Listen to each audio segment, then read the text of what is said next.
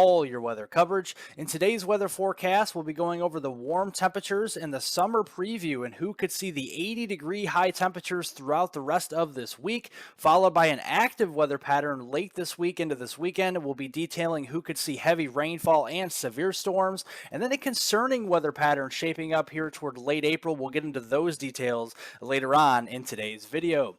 But if you guys are not yet subscribed, now is the time to hit the subscribe button down below so you don't miss out on all of my daily weather forecast updates each and every morning at 9 a.m. on this channel. I cover southern Canada, the United States, and the tropics during tropical weather season, so definitely hit the subscribe button down below if you are new, and also the like button, the thumbs up button down below the video. The more likes we get, the more people who view this video and all this vital information, so I definitely appreciate all the new subscribers and the likes on today's video. But waking up this morning, we are seeing mild conditions. Temperatures are in the 50s all across the middle of the country here, including the Midwest, the Great Lakes, all the way south to the Gulf of Mexico, even waking up near 60 degrees this morning in the Lake Charles area and also the Houston Metroplex this morning.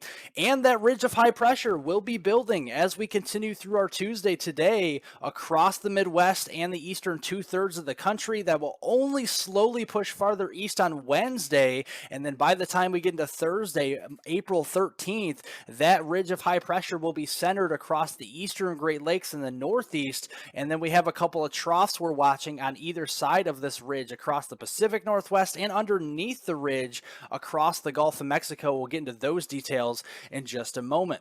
But looking at your high temperatures this afternoon, we're warming into the 80s. We go here into South Dakota, Nebraska, all the way down into western Kansas. A few of these areas could be sneaking into the upper 80s. With that ongoing drought across these areas, the drier ground does heat up faster, so we definitely could be seeing some upper 80s out here. And even into our Wednesday, a lot more of the 80 high temperatures will be across portions of Iowa, southern Wisconsin, northern Illinois. The Chicagoland area could be getting up to 82 degrees on your Wednesday. A couple of 80s over here in the mid-Atlantic as well. Definitely very warm all across the eastern 2/3 of the country. And that continues, carbon copy that to Thursday on April 13th as we see those 80s continue for many of the same areas. Looking at the precipitation trends through the rest of this next 48 hours here. This afternoon, we got that trough up here across the Pacific Northwest that will be bringing us some, moderate snow showers across Washington State, Oregon, Idaho, western Montana. Also farther north into southern British Columbia, southwestern Alberta, Canada there. We could be talking about potentially some snow showers there as well this afternoon. Going through this evening, much of the same, just some spotty snow showers, especially as you go up in elevation across the Pacific Northwest, but all across the rest of the country, we're very quiet, seeing lots of sunshine under the high pressure system through this evening. And even into Wednesday, we still have that pesky trough up across the Pacific Northwest, bringing us some higher elevation snows here, with more of the intense snow bands across western Oregon here into portions of Montana. Those will be the areas to watch as you go up in elevation Wednesday morning and into Wednesday evening. So definitely seeing an active pattern across the western United States,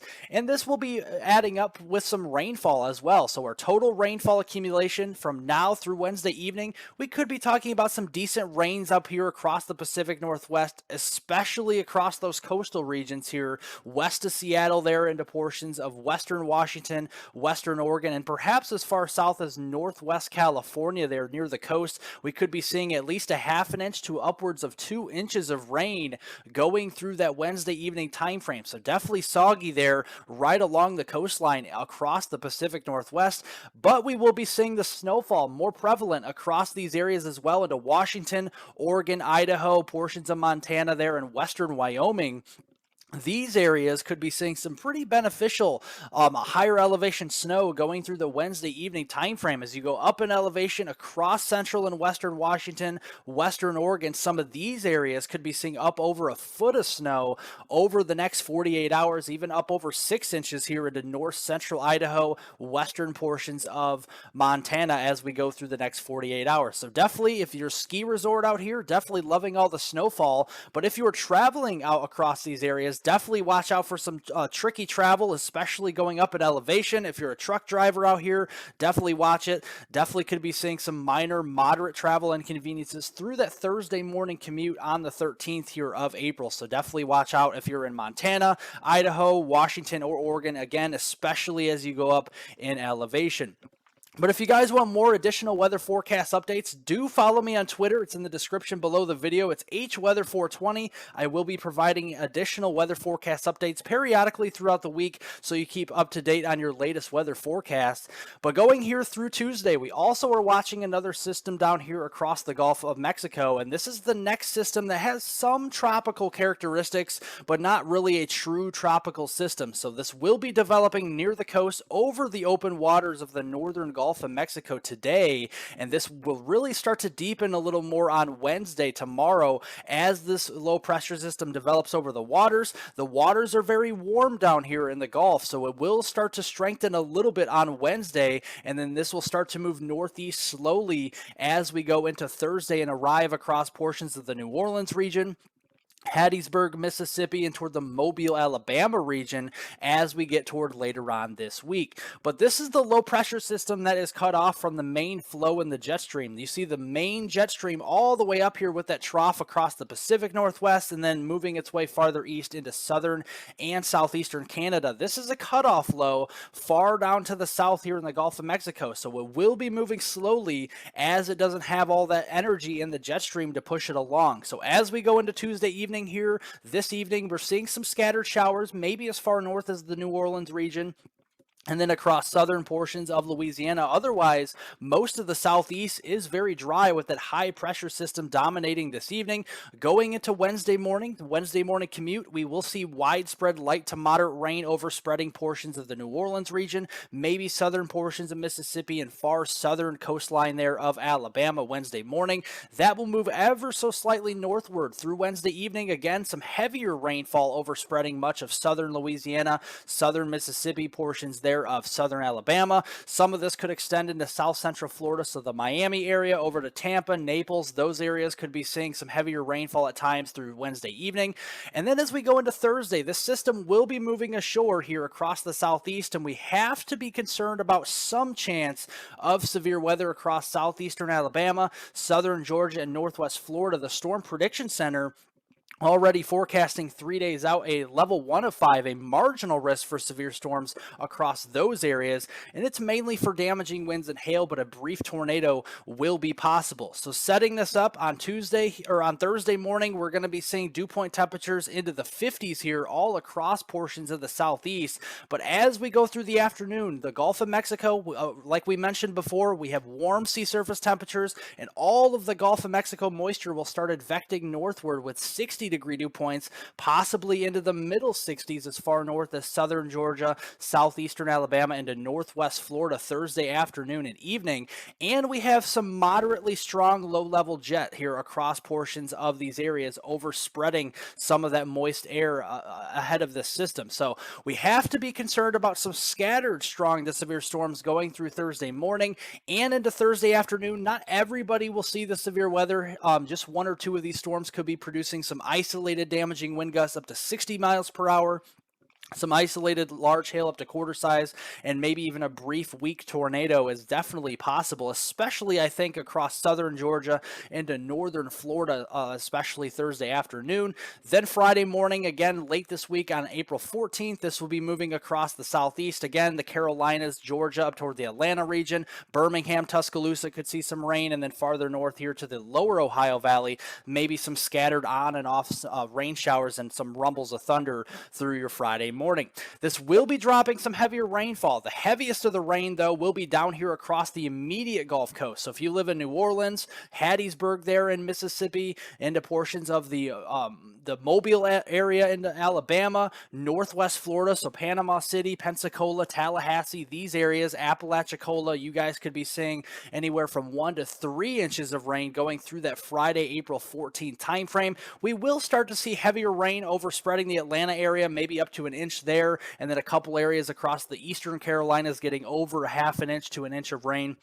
across those areas through Friday. But as you go farther north into the Tennessee and Ohio River Valley, the rainfall amounts tend to weaken or lessen through the week. But we are seeing some flash flooding potential. So we have the marginal risk for flash flooding down here across New Orleans, getting into southern Mississippi, southern Alabama near the Mobile area, and then northwest Florida, and also southeast Florida near the Miami area.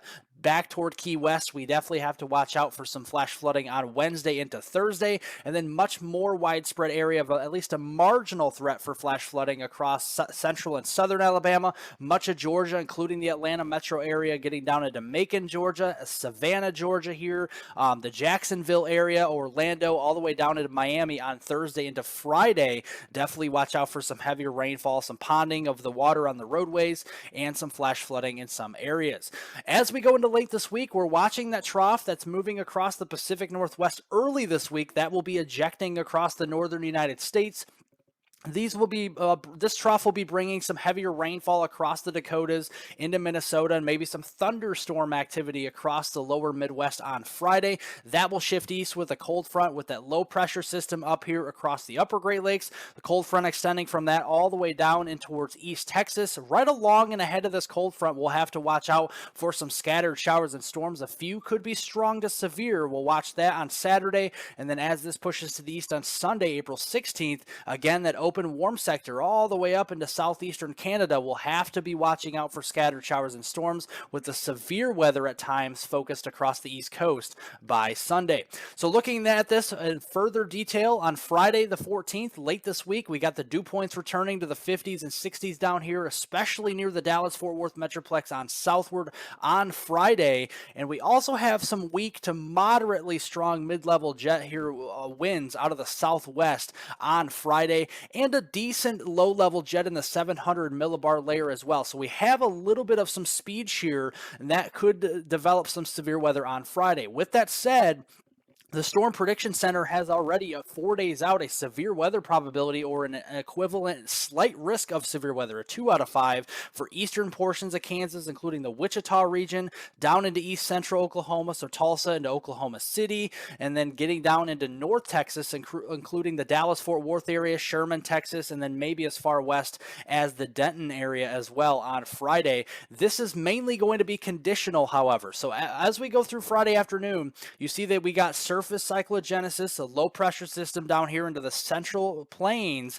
as a 997 millibar low, but you don't see many storms firing up during the afternoon or really the evening hours. A lot of the nighttime frame, a lot of the storms will be elevated up here into the Midwest, producing some small to medium sized hail, maybe some strong winds at times, but that will be farther north. The reason why we're not seeing much in the way of storm activity farther south into the risk area on Friday is because of capping concerns. We could have a cap on the atmosphere because we have such an extensive drought across Nebraska, Kansas, western Oklahoma, to West Texas here, that it's going to be a little struggle for storms to develop here as they push east across this area. Even if you're not in a drought across East Texas, eastern Oklahoma, up here into eastern Kansas, because of the drought farther west, the capping inversion will be so strong to where it's more of a conditional risk. Storms, if they pop up, could produce damaging winds, large hail, and a brief tornado, but it is conditional upon the cap breaking on Friday. Now, as we go into Saturday, that whole system, the cold front pushes farther to the east, will advect the 60-degree dew points farther north into central Illinois here. So we'll have a deeper warm sector on Saturday, and also a maturing low pressure system, so we could have scattered showers and storms throughout the morning hours on Saturday, starting to pick up a little bit in coverage across the lower Midwest through the Mid-South and then the Gulf Coast states Saturday afternoon. A few of these storms could be strong to severe, and then that will carry on over into Saturday night. And again, looking at a maturing system, the mid-level jet stream will start to strengthen again and start to take more of a neutral tilt here by Saturday afternoon and evening. And we have a moderately strong low-level jet stream as well, so we'll have to watch out for some rotating thunderstorms on Saturday.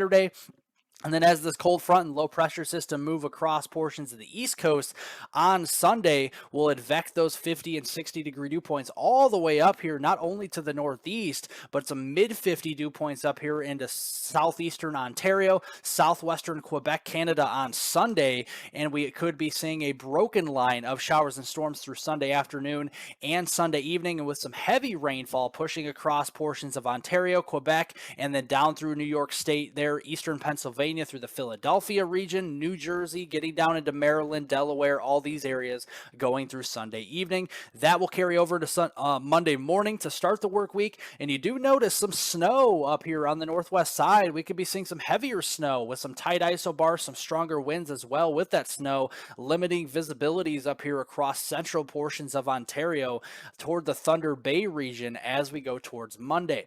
But as we look at the severe weather side on Sunday, this does take quickly a negative tilt and actually strengthens pretty rapidly through the day on Sunday, and we have a stronger low-level jet. So going through the weekend, I think the severe weather threat only picks up. So Friday's more of a conditional risk. As it pushes east on Saturday, we could have a severe weather threat from the Chicagoland area, Indianapolis, Fort Wayne, Indiana, all the way south to the Gulf of Mexico. That pushes east on Sunday across portions of the Mid-Atlantic and the Southeast, including the Carolinas, Georgia, and North Florida. We will have to watch out for severe storms potentially on Sunday, the 16th of April, as well, with all modes of severe weather possible.